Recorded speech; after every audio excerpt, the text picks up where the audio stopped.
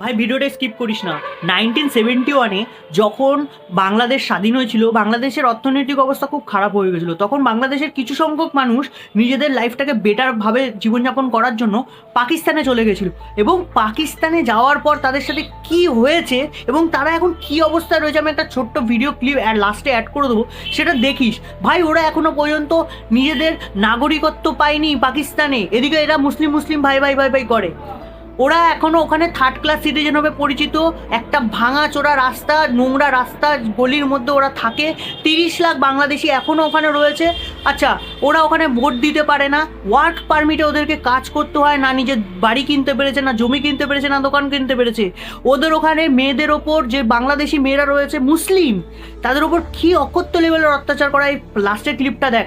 আচ্ছা, যারা বাংলাদেশ থেকে দেখছো তাদেরকে আমি একটা কথা বলতে চাইছি, এই যে মুসলিম ব্রাদারহুড নামে পাকিস্তান তোমাদের যেভাবে মানে ঘোলটা খাওয়াচ্ছে ওই জামাত ফামাত মিলে, ঠিক আছে, তোমাদের একটা কথা বলি, যে প্যালেস্তাইনের জন্য যে ঝান্ডা নাও, প্যালেস্তাইনে জানো পাকিস্তান ফৌজ পাঠাচ্ছে ইসরায়েলকে রক্ষা করার জন্য।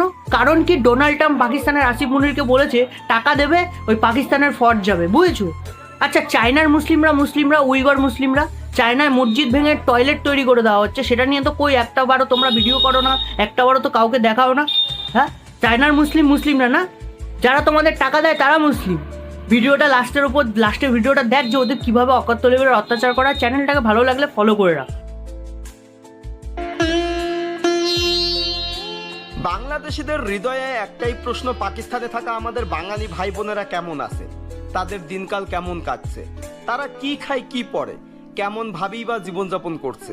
আসলে 1971 সালের যুদ্ধের পর অনেকে উন্নত জীবনযাপনের জন্য এসেছিল পাকিস্তানে, কারণ সেই সময় বাংলাদেশের অর্থনীতি একদমই ভেঙে পড়েছিল।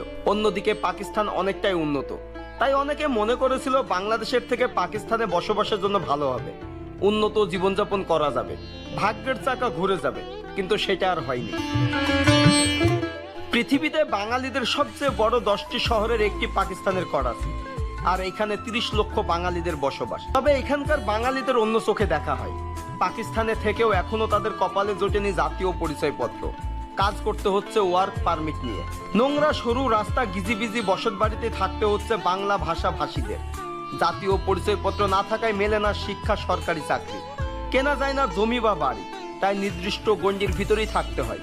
কেউ ফুটপাতে হকার, আবার কেউ সবজি বিক্রি করে, কেউ বা মাছ বিক্রেতা। এভাবেই চলে এখানকার বাঙালিদের সংসার। তবে সব দুঃখ কষ্ট মেনে নিয়েছে এখানকার বাঙালিরা। তারা বাংলাদেশিদের দেখলেই বুকে জড়িয়ে ধরে, তারা মনে প্রাণে বাংলাদেশিদের জন্য সর্বদাই দোয়া প্রার্থনা করে। তবে বাংলাদেশ ও পাকিস্তান দুই দেশেরই বিহারি